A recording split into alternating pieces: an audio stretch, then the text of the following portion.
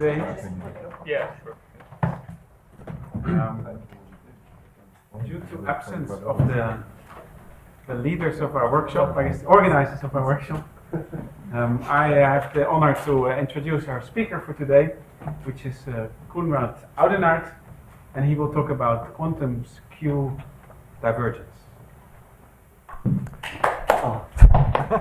Keep that for last, please. All right. Well, thank you. Thank you. I like the question, but I thought it was for me. So, since the organizers are not here, I can thank them for twisting my arm to give a presentation here. Well, thank you very much. I always like the opportunity to come to Cambridge with or without a presentation. So, there's one caveat. The talk I'm going to present today is rather similar to a talk I have given before in the fall of 2010 at the Mittag-Leffler Institute. So the talk I presented then was a failed attempt at solving a particular problem. Yes, so you remember. Yeah, well, so since then a couple of things have changed. So it's not the same talk. First and foremost, Royal Holloway has a new logo.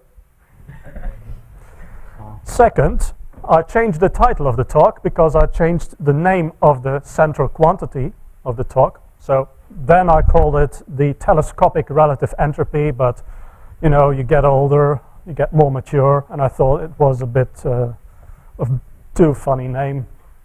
So I now call it the quantum skew divergence. What else has changed? Well, I was able to solve the problem. So I'll be able to say something new today. Same skew divergence that's used in the paper with Verstraeten and 10 a.m. No, but there are connections. But it's certainly not the same thing. So, well, I apologize to those of you who were there at Mittag-Leffler in Stockholm back in 2010. And I apologize for not assuming that you have remembered everything. So, let's get on with it. You all know this, relative entropy. You know it for distributions, where it's also called Kullback-Leibler, and full name is Kullback-Leibler divergence. So it's not a distance, but that's why they say it's a divergence. And you have essentially the same formula when you're talking about density matrices around sigma, and there you call it the quantum relative entropy. Or use the bamboo. So if you don't know this formula, well, okay, what are you doing here? No. Now, one can also define this slightly more generally for positive non-normalized operators, and I've chosen to subtract this term here, which is 0 for normalized states. Well, it's helpful for my work to have this additional term. It also keeps the relative entropy positive. So let me copy that over. Whenever you see this sign, it means I'm going to take a piece of chalk. So we start from this quantity, trace A, log A minus log B, minus the trace of the difference. Right. Well, this is true for any operator, so it's in particular true for numbers, and I will sometimes use this for numbers as well, and to tell you that they are numbers, I'll put in a single bar. So with a single bar, this would be just A log A and so forth. Nothing difficult here. Now you are probably well aware of a certain problem with the relative entropy, which may be a problem in certain applications. So you have already this problem when you're talking about distributions. Suppose you have a distribution Q where outcome I has 0 probability, but outcome I in distribution P is non-zero. If that is the case, then the relative entropy between P and Q is unbounded. So if you want to use the Kullback-Leibler as a distance measure between distributions, then it doesn't tell you anything about how much the other outcomes are different. Well, how much P and Q are different for other outcomes. It doesn't tell you anything, in fact. So in applications, this may be problematic.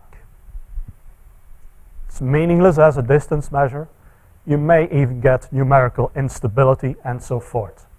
And this becomes especially a pressing issue when P and Q are derived from estimates, maximum likelihood estimates, because there you can have lots of zeros. And this happens, for example, in natural language processing, where P and Q kind of describe two sorts of texts, like you want to compare newspaper text with scientific paper text. Then, well, if you've ever seen the word entropy in a newspaper, but you see it a lot in the scientific text.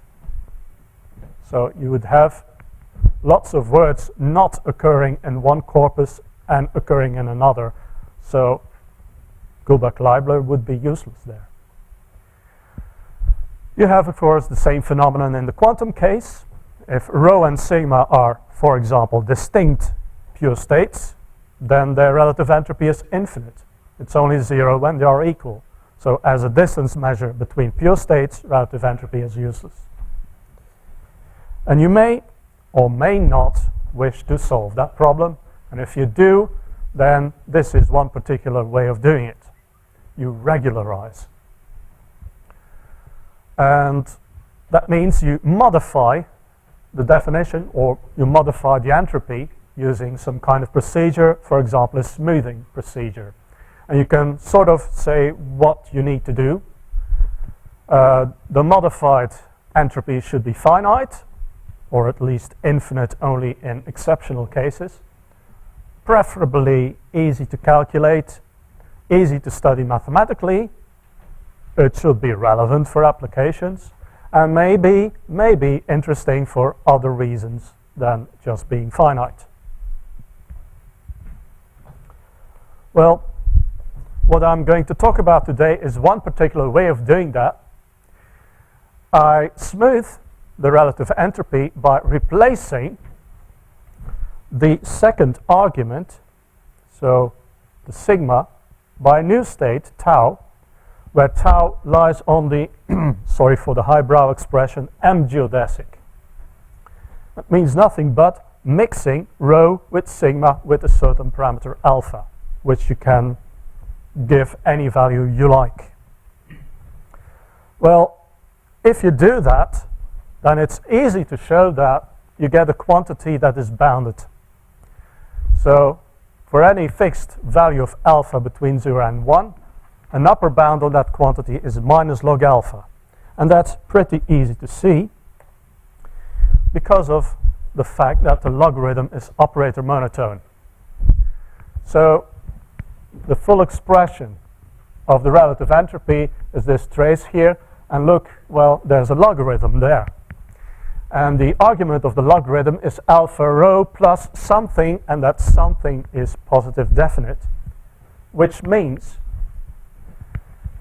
this is larger than alpha rho in the positive definite ordering. By virtue of the logarithm being monotone, this is also true for the logarithm.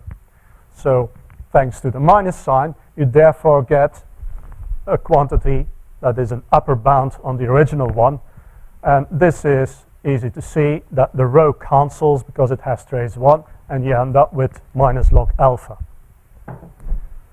So Goal number 1 is achieved.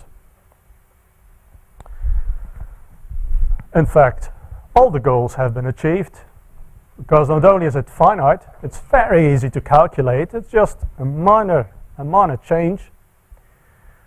The mixing is a linear operation. Logarithm is operator monotone, and so on and so forth. You've got these lots of things that you know, so it should be easy to study as well.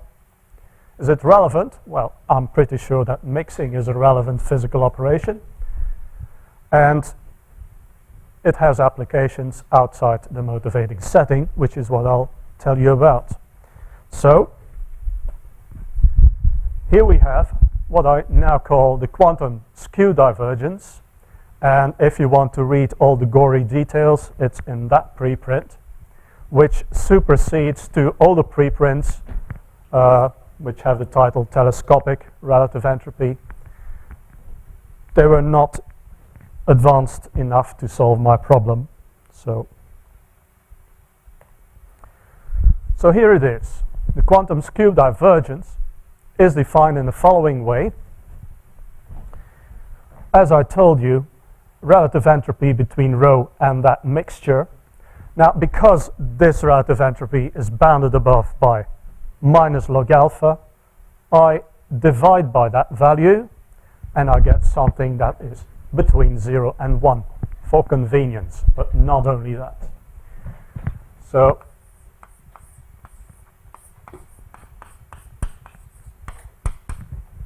quantum skew divergence is 1 over minus log alpha of S rho, SA alpha A plus 1 minus alpha B. So why do I call this the skew divergence now? Well, because it already existed. I discovered that 5 minutes before I gave another talk about this. So it's called the skew divergence in natural language processing, and they use it for exactly the reason that I mentioned. Namely, they have lots of zeros in their distributions. And they usually set alpha equal to a small value, so that they have, well, that they almost have SAB, but there's a little bit of A mixed into B. So, by what I've shown you, this quantity is bounded between 0 and 1, which is good to know. Well, yeah. Skew it in the first argument? Pardon? What if you skew it in the first? Very good question. What if you skew in the first argument? Well, nothing happens. Because the problem of infinity occurs with the second argument.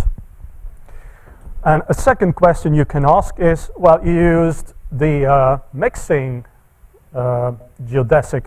Couldn't you have used other geodesics like the, what's the name? The exponential geodesic. If you did that, then nothing would have happened either. So this mixing of the second argument is really what you have to do. Right. I told you this is a simple modification, and because of that, most of the properties of the relative entropy are carried forward to the skew divergence. So it is a divergence, it's positive, and equal to 0 only when the arguments are equal. You have joint Unitarian variance. It satisfies the data processing inequality, so when you apply one and the same CPT map to both arguments, the whole thing decreases. You have joint convexity and rho in the two arguments. All of that remains the same. And because this is an advert, I'm not going to say that that gets lost. Now, these are simple properties, but there are a few more properties, and they are really complicated in the sense that if I had to show you the proof, you wouldn't have dinner tonight.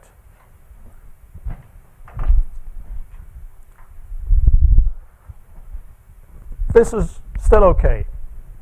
So I told you the skew divergence is bounded above by 1. Well, in fact, you can have a sharper bound. It's always bounded above by the trace distance between the arguments.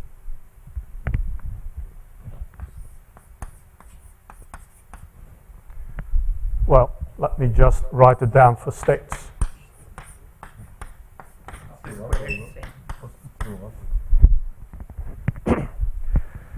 So I define the trace distance as 1/2 the trace norm of the difference, 1/2 to have it between 0 and 1 as well. So another proof would already take half an hour to explain in detail. More importantly, here's two kinds of inequalities which simply do not exist or make no sense for the ordinary relative entropy. So what do we have here? So every blue blob represents a state. Apologies, I had to find something round and only had a smiley there, but never mind that. So we have a state sigma and two states rho 1 and rho 2. And rho 1 and rho 2 are t apart, where t is the trace norm distance, right? So when you mix with sigma, you get two states tau 1 and tau 2. And what you want to know is the difference between the two skew divergences. So actually you want to know what is the skew divergence from rho 1 to sigma, which is the relative entropy from rho 1 to tau 1, versus the skew divergence from rho 2 to sigma. Is there a bound on that? And the answer is yes, there is. And you get this kind of complicated expression. But it's an expression for numbers. So the only numbers appearing are 0, 1, and t, which is the trace norm distance. So you can just write down the formula for that. It's a bit complicated, but okay, it's there. So you don't have this for the relative entropy, quite simply because you can choose your states pure, then you get an upper bound which says infinite. So the difference between these two between the two relative entropies can be infinite, no matter how close that rho 1 is to rho 2. So you don't have that. Here you do. Now what's even more important for what is to come is kind of the opposite picture. What is the skew divergence between 0 and 1? The skew divergence between 0 and 1 can be calculated from this form. I understand that. But is there like an answer that you can just say? Complicated. You're fixing alpha to be Yeah. not 0 or 1. Yes. Okay. So But it doesn't. 0, 0, 1. Oh God, it'll have a value here. Okay, excellent. I don't know it by heart. That's 0? I mean, if the first term is 0, then, Yeah, well, normalized. Sorry. Yeah, you solve that is 0, and then you still That have is that, so one. you get That is trace one. of b is 1. 1 over 1 divided by minus log alpha. Okay. Thanks. That was. Yes. So I can show you a plot of that right-hand side. With increasing value of t, you get something like that. So it has an infinite slope here, which is not good for what I want, but you can immediately calculate that. Look, if you were my students, that would be an in-class exercise. But I'm more interested in the other inequality, which has two different sigmas and the same rho. So one rho, two sigmas, again, difference, trace norm distance is t, and you mix with rho and you get these two states, tau 1 and 2. So you're asking for what is the difference between this relative entropy and that relative entropy in terms of t, and the answer is that formula. That formula does not, so that expression has a finite slope at t equals 0, so you can approximate this linearly by t itself with a certain prefactor. the hated prefactor, I should say, because it ruined my life. Well, so this here I'm not going to prove because it was very complicated. It took me months, and my wife asked me at some point, "Are you going depressed or what?" Is complicated. How can you make sure it's correct?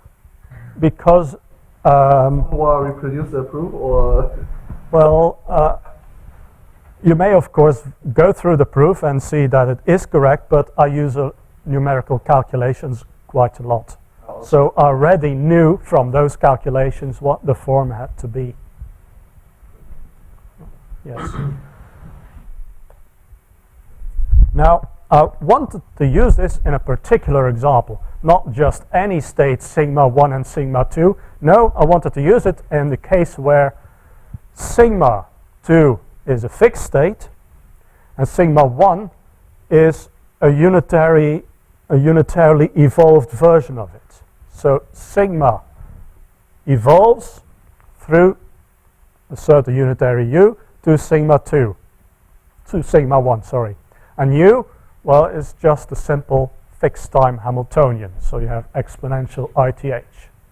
That's what I needed. And in that situation, there's a simple lemma.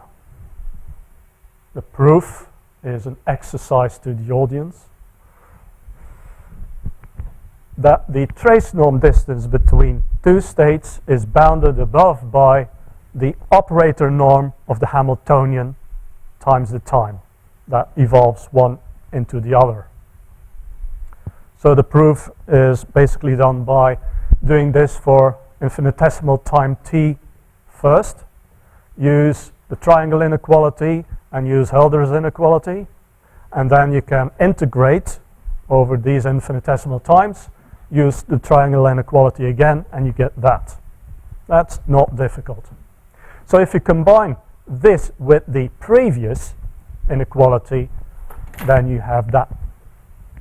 So I'll write it down, and yeah, it's the one I need.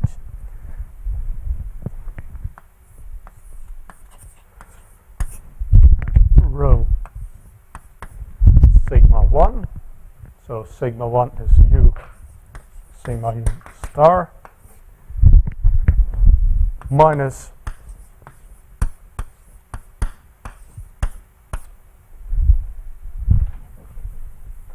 that's bounded above by the Grumble factor minus alpha log alpha times th.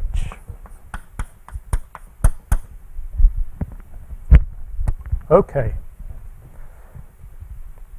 So why was I interested in this? Well, there are at least two applications I can show you already. This first one has to do with the well-known quantity of Holevo-Chi. So if you know quantum information well, then I don't have to explain this, but let me just mention that the von Neumann entropy is a concave quantity, and you can ask about bounds on the amount of concavity. In other words, you can ask for the entropy of the mixture of two states minus the mixture of their entropies. So that's the second term. And that is the Holevo-Chi of the ensemble of quantum states rho and sigma with prior p 1 minus p. So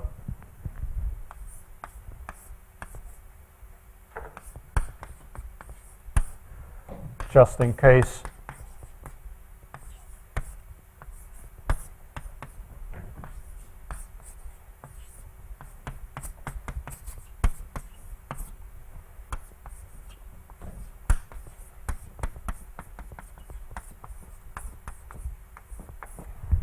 there. Okay, what does this have to do with the skew divergence? Well, it's actually very similar. So first of all, what I'm going to do is replace this average state by a new symbol, tau, So you get S of tau minus that average. And then note the following.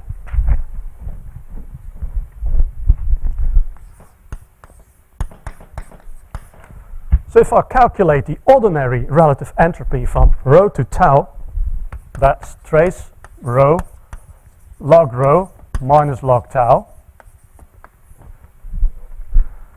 And you notice that the first term is actually minus the entropy of rho. So that's minus S of rho minus trace rho log tau.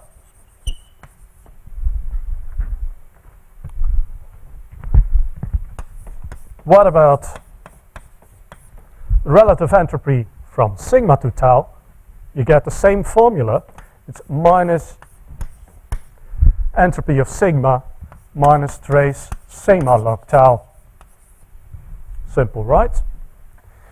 Well, now take the average of the two with factor p. So p times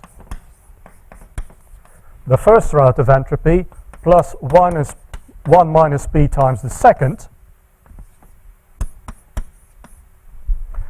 So when you add that up, you get minus p S of rho minus p trace rho log tau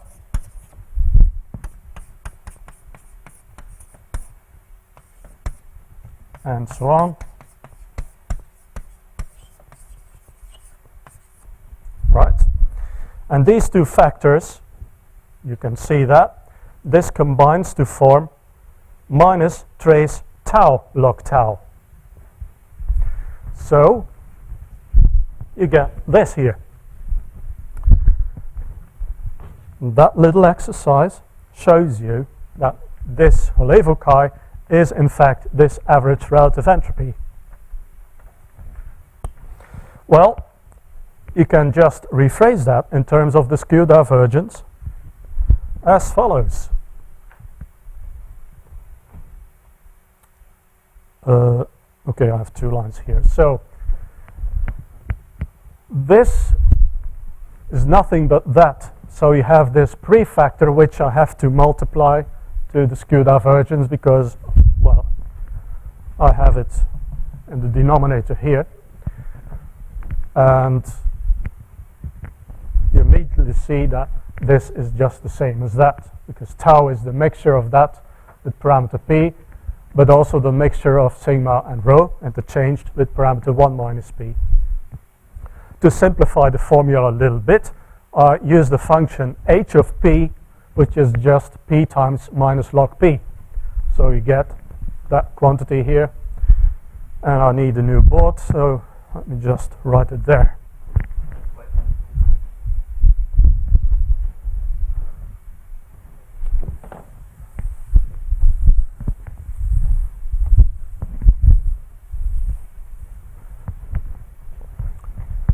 So that's h of p as dp rho sigma plus h 1 minus p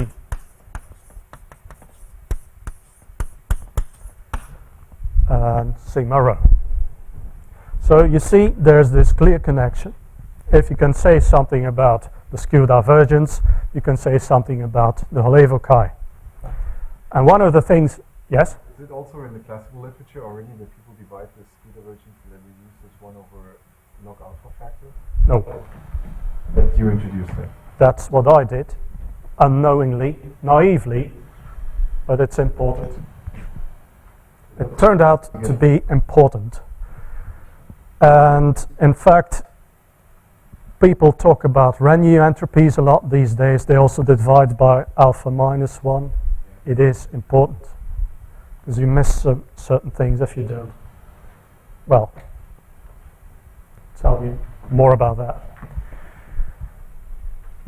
So, thanks to that correspondence, I can improve on a number of inequalities for the Levo-Chi.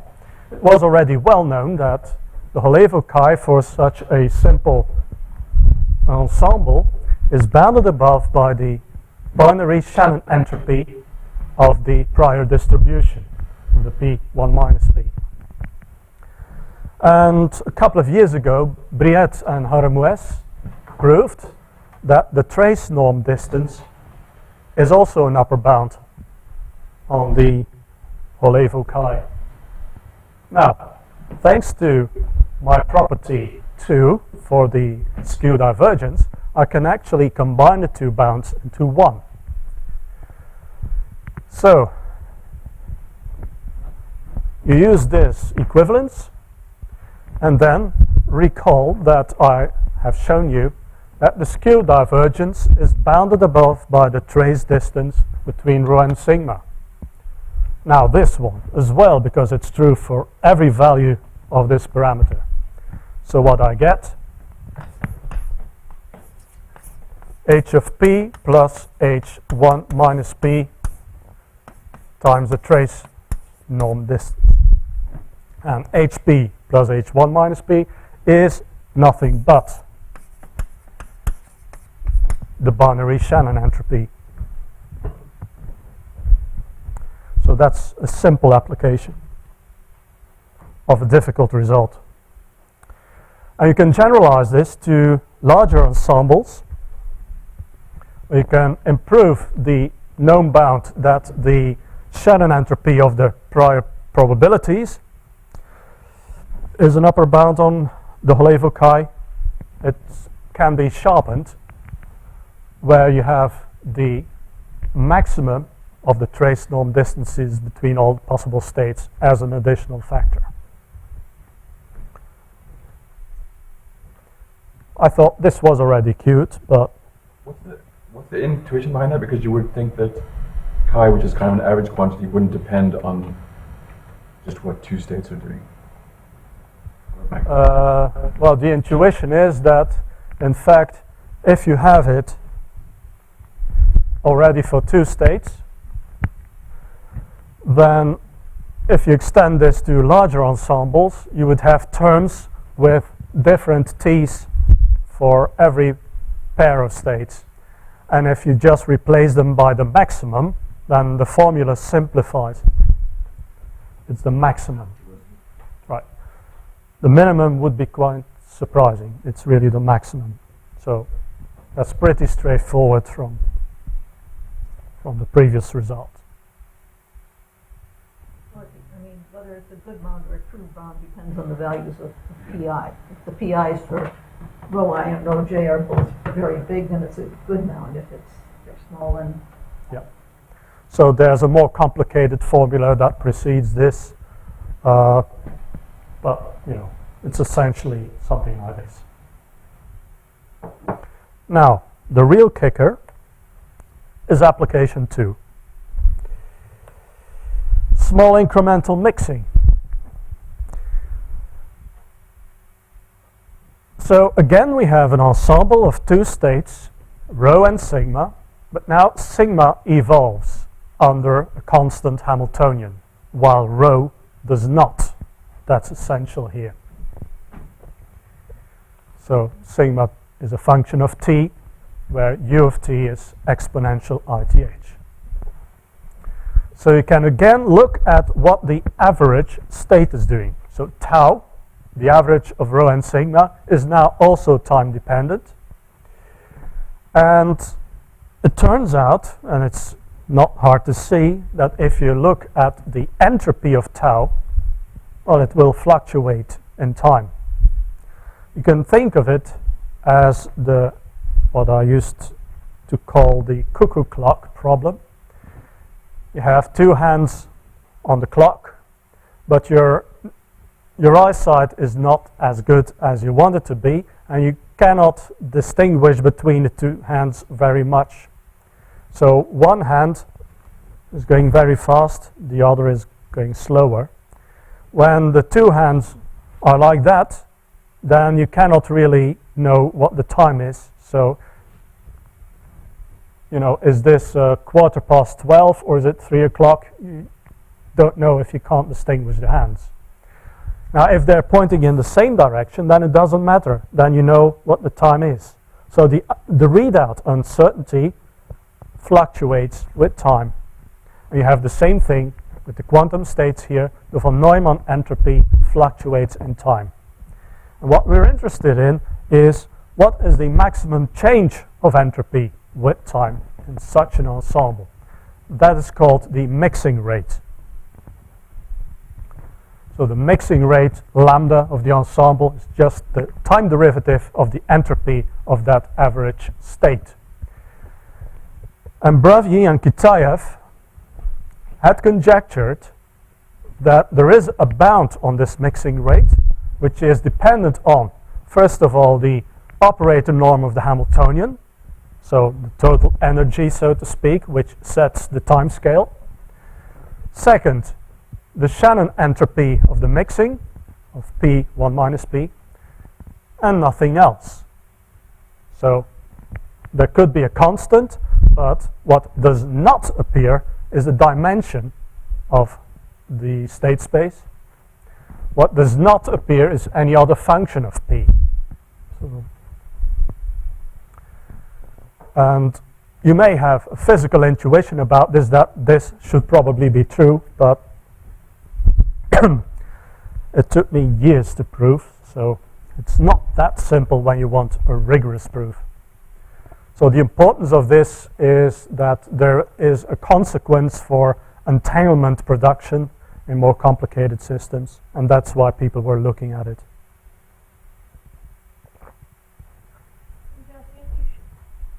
What?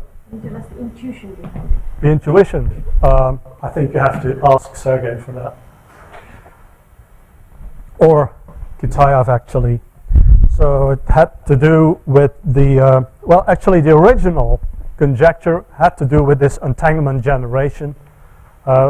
People had been looking to that, and they could prove various bounds which contained the logarithm, which contained functions of the dimension of the system. And Kitaev said, well, I'm pretty sure it has to be log D. Okay, ask him why, but, you know. Sergey then proved that that conjecture would follow when this is a constant. So really that's the only thing I can tell you about intuitions. Okay, you talk about this bipartite Hamiltonians, but actually only for one partite, right? Yeah, so the other entangling rate conjecture is about bipartite Hamiltonians, but Bravyi could reduce it to this simpler conjecture for normal Hamiltonians. And that's when it became so simple that I thought I could say something about it.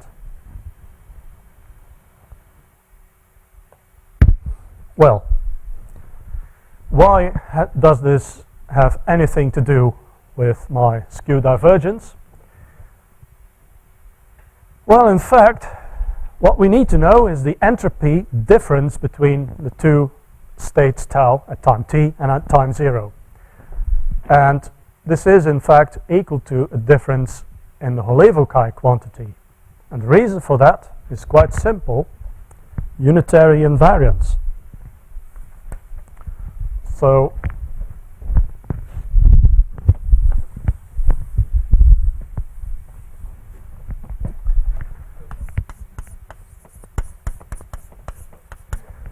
recall that the Holevo-Kai of that ensemble is the entropy of the average state, which fluctuates in time, minus p s of rho, which does not fluctuate, minus 1 minus p s of sigma. Now, sigma fluctuates with time, but it does so unitarily, so this does not change. So if you subtract the value at time 0, that vanishes from the expression, and you have that. And then you can use the equation that I have just erased to express it in terms of the skew divergence. So the terms on the left-hand side correspond to the Holevo chi at time t. The terms at the right-hand side correspond to the time 0. And I'm going to modify this a little bit because of unitary invariance of the skew divergence. So the time evolution of sigma right here can be moved to rho so that it appears in the second argument. So I write it as rho of tau, where sigma is now the original state. And rho of tau is u star rho u, not u rho u star. At this point, I thought I was zooming in on the solution.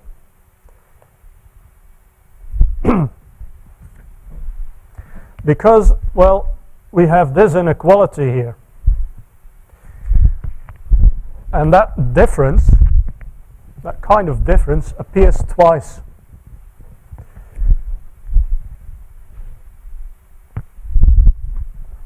So the entropy at time t minus the entropy at time 0 was expressed in terms of those 4 terms. And that here is bounded above by 1 minus p over hp th. You get that, times hp. And this here is bounded above by the same expression, but with p replaced by 1 minus p. So you get that times h1 minus p. But, you know, this prefactor, the dreaded prefactor, killed the whole attempt, because you easily see that this simplifies to 1 minus p plus p, and you get as a bound t time h, not t h2 of p time h. And that is roughly what I told the audience in 2010. And I even heard Marius Junge say, ah! And I know that was exactly my feeling. Then 2 years went by. I did other stuff. I told about this to my colleagues in Ghent, and them being more clever than I am, were able to solve the conjecture, to prove the conjecture in March beginning this year. It did it in a completely different way. So the person responsible is Karel van Akkoleen. You will hear about him more in the future, I think. So he was able to prove it with a constant c equals 9. I was relieved that at least it was true, but still you have this feeling, grumble, that you weren't able to do it yourself. And then, out of the blue, I started to look at those calculations again, and one night I realized what I had been missing all the time. It was a very simple observation, and the amount of work needed to use that observation and lead to a proof of the problem was on the order of hours rather than months. But I am a married man, so my wife was very confused why on our visit to the lovely city of Ulm, I got up very early at 6 o'clock and went to a coffee shop every morning for my first morning coffee while we were in a hotel, and I could just have had breakfast with them. Of course, I had been trying to use this new idea to get the solution of the problem, and indeed I managed to. Hours, I said. So, what had I failed to see? I was able to use this thing that I hadn't seen to improve this inequality here. Yes, so this one. For unitarily evolving states. What is H again? H is the Hamiltonian that drives the evolution from, well, one state to the other, from sigma t, from sigma to sigma t. So the operator norm of the evolutions sets the time scale. I was able to show you can get rid of that and replace it by 2, which is actually what you need. Because if you go back at this argument, you see that this is the factor that killed the whole argument. So if you replace this and that by 2, what you get is h of p plus h of 1 minus p times 2. So you get 2 times h2 of p, the Shannon entropy, which is what you need. So you do need to have a constant factor there. Because if, by the way, if you plot 1 minus alpha over minus alpha log alpha as a function of alpha, this grows indefinitely as alpha goes to 0. It's actually always bigger than 1, and it has goes to infinity at 0.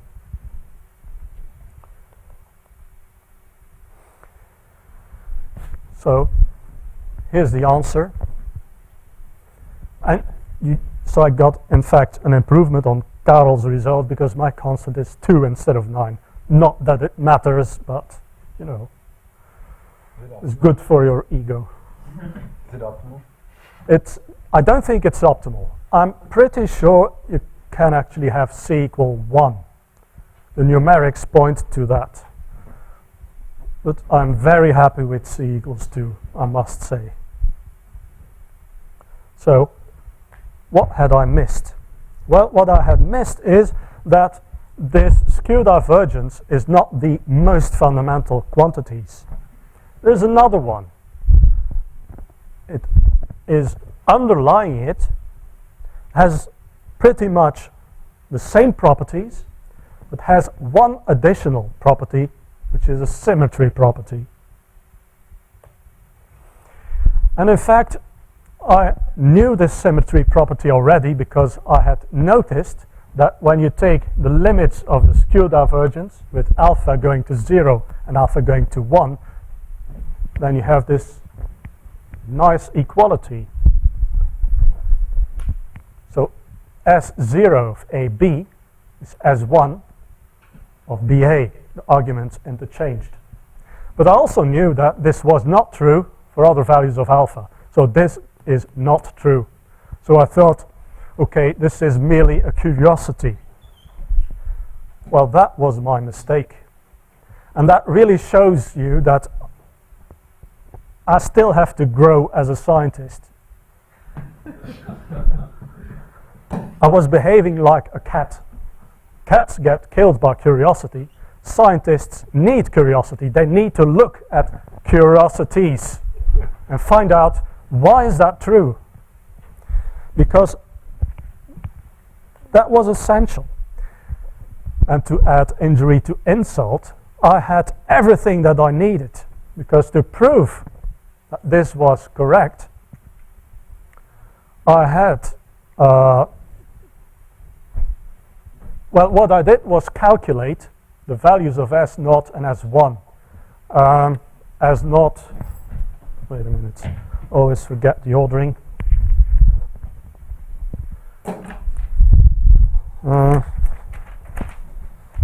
Right, so S1 of sigma rho, you recognize that. That's 1 minus trace rho times the projector on the support of sigma. You have that elsewhere as well. So that was kind of easy to calculate.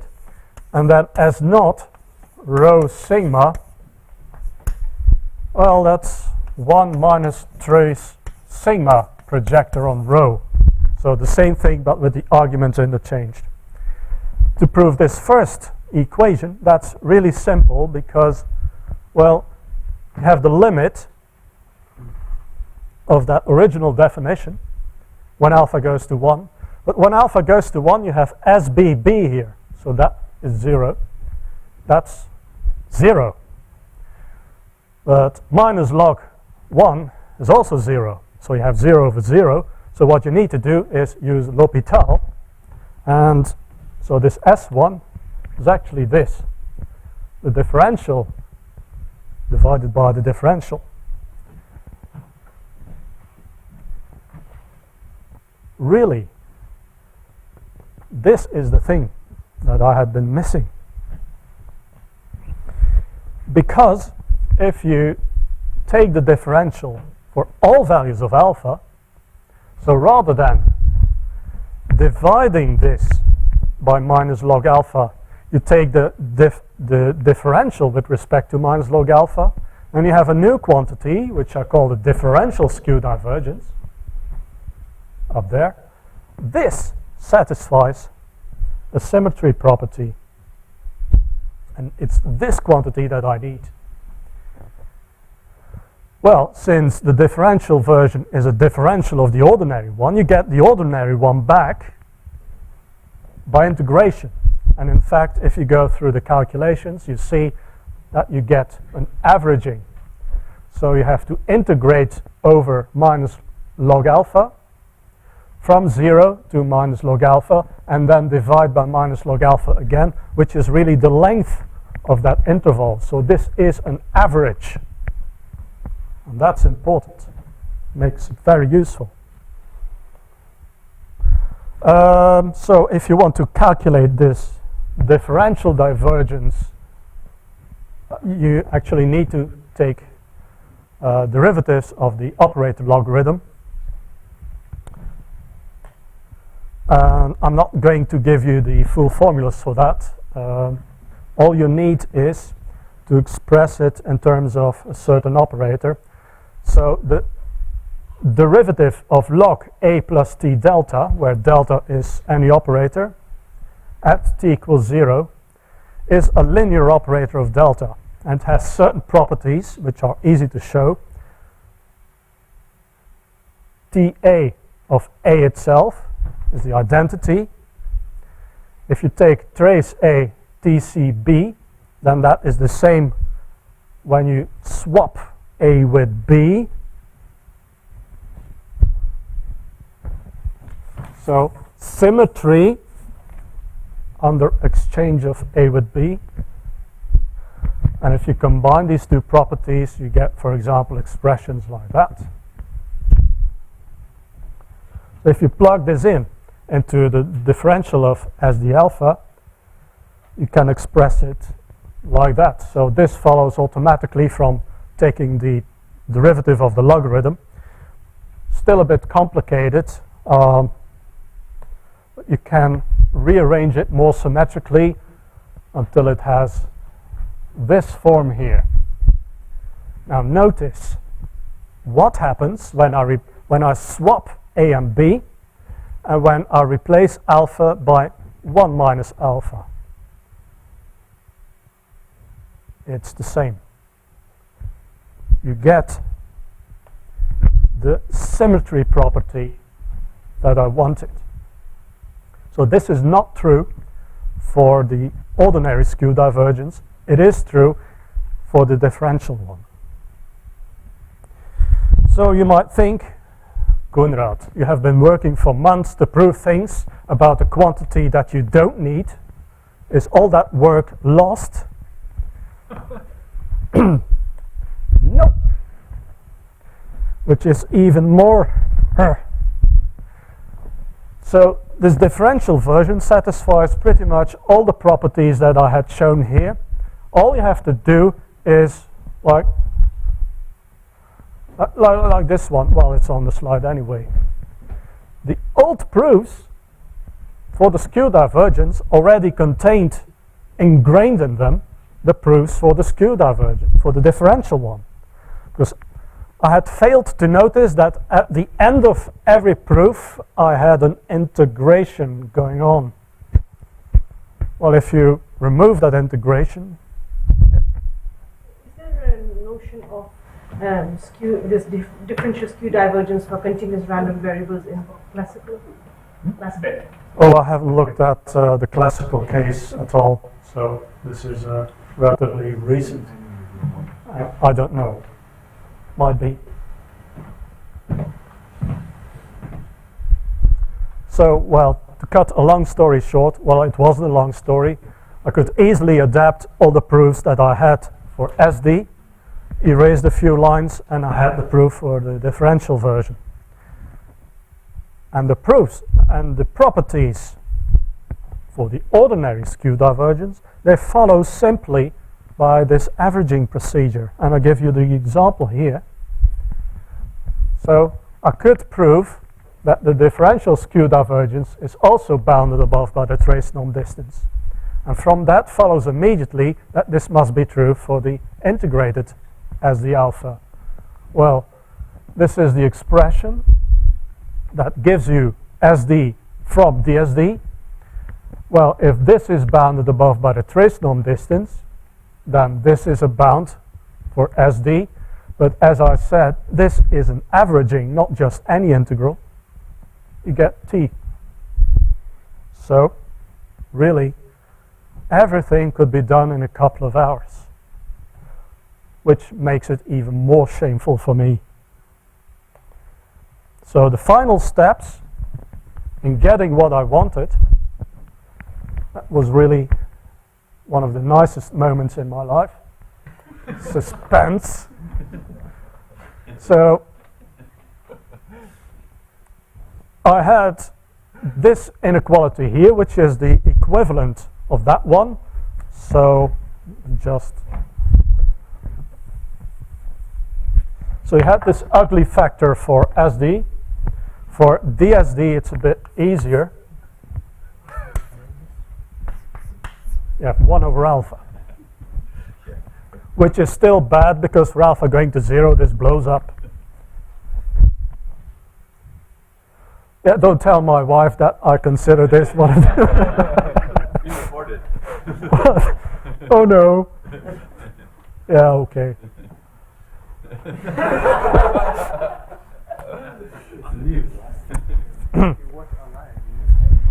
I think they'll delete it. Man in Black. Yeah. Never mind. I'll explain it later. So, we have this inequality at the top. Now I can use this symmetry property, which before I could not, and rewrite everything. So, you swap the arguments in every place, and replace alpha by 1 minus alpha. It gives you the first line. Of course, you have the unitary evolution now on the wrong side, but that's not a problem. You can bring it back to the second argument because of unitary invariance. So, you get this then. Well, then the deed is done because you can exploit the same inequality all over again with a new value of alpha and some new states. But, you know, this lemma works for any state, so you get now 1 over 1 minus alpha, th. Well, I don't know if you realize it, but if you have a bound, whoops, that goes like that, 1 over alpha, and you have a bound that goes like 1 over 1 minus alpha, then you can actually take the minimum of the two. And a minimum of the two is bounded above by, you tell me, 2. The minimum of 1 over alpha and 1 over 1 minus alpha is bounded above by 2. And we get that we can put a 2 there. And by simple averaging, this carries on to the integrated skew divergence. And we have what we wanted. I have the. Koenraad, can you go back to the slide? Yeah. Was the last one. 1 minus it's the same. But why can you get 1 out like? So you have that you have that alpha times the left hand side is smaller than t times norm of h. Wait. No? Say that again? Put alpha on the other side. Okay. Why? I don't want to. But I want to sum the two. No. I'm not going to sum the two, they are identical. Yeah, same. Yeah, I know, but you have a relation with alpha times one thing and 1 minus alpha times the same thing, right? Could be, yeah, and then If you sum, you get just 1. You don't get this 2. You don't get the factor of 2, right? 11 but 2 on the right. Oh, you're right. Okay. Sorry. Okay, never mind. okay, I don't understand anyway. Yeah. The right hand side is not. Well, it would have been so nice that you get 1, but Yeah, I know. it would have been too nice, I think. So, yep, you get the bandwidth 2, and you get small incremental mixing with the constant c equals 2. And with that, I'm happy to say my honor has been saved. Thank you very much.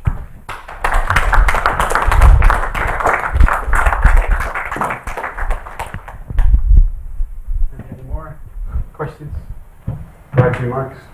If I don't like the question, I'll put up this board. Okay, what happens if you do the same thing with the Renyi divergences? You can do the same with the Renyi divergence, and I have already. Pardon?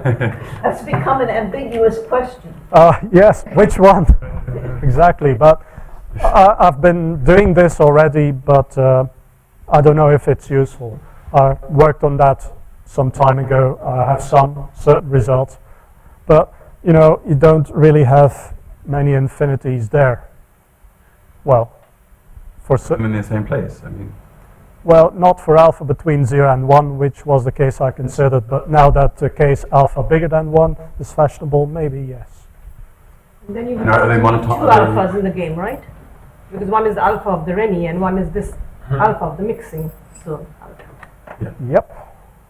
but are they monotonic under CPT maps, for example? Anything that's convex under Yes. CPT maps is. So it seems like, yeah, this could be considered with the new evolution going on. So, have you ever considered, since you introduced this for the case when things are not, you have some zero problems from the orthogonality, you fix alpha, but have you considered optimizing for fixed A and B over alpha? That would seem a kind of nice. Optimizing over alpha, yes, which gives you the best one, for example. Yeah. I did, but there is no clear answer there. Or the largest or the smallest, or. Yeah, well, I've got some plots that I created some years ago, and sometimes the optimal alpha is 0, sometimes it's 1, sometimes it's in between. It's Yeah. not clear. I mean, there are a number of cases where it's obviously going to be 0 or 1, depending on where Yeah. the problem is. But the interesting case, like when you have two pure states, I would think that optimizing over alpha would give you a quantity that might be worth studying. Oh. Right. We'll look again. How did you find this Brovy conjecture? It was told to me. Tobias Osborne was interested, and right before I started at Royal Holloway, he told me about this problem, and it stuck, and I've been tried ever since.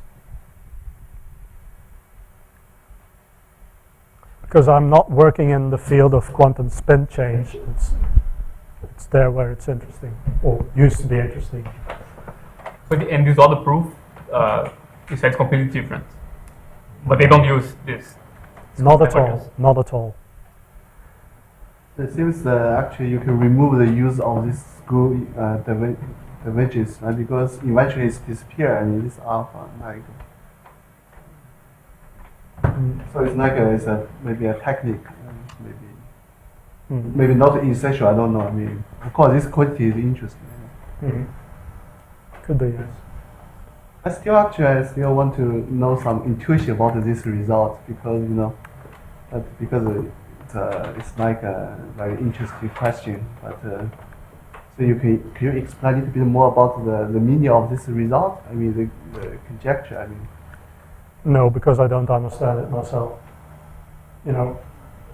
I've proven it, but I don't know why it works. So I have no physical intuition about the problem. Try to do it from a mathematical viewpoint, and yeah, well, I guess that was led to something I was going to ask, which was, is there any kind of appealing operational interpretation of the differential guy? is there an operational interpretation? I don't know that either. Yeah, I mean, just for the skew one, I suppose. I mean, it's sort of hard not to resist just saying, well, it's the error exponent in a hypothesis test between. Yes, something like that. I mean, but then. Well, there is a connection, because if you write out the formula for the differential version, you get something that is related to all these monotone metrics, but it has this expression as the central point. So what that means, I don't know that. So it's like a metric at that mixture that you generate. Maybe there is more behind it. There's lots of curious things about it. And now I know that means something. Okay, actually, I'm curious, how did your Easter holiday end? Oh, it ended very well. My kids and my wife went shopping, and my wallet was empty afterwards. Well, thanks for the nice talk.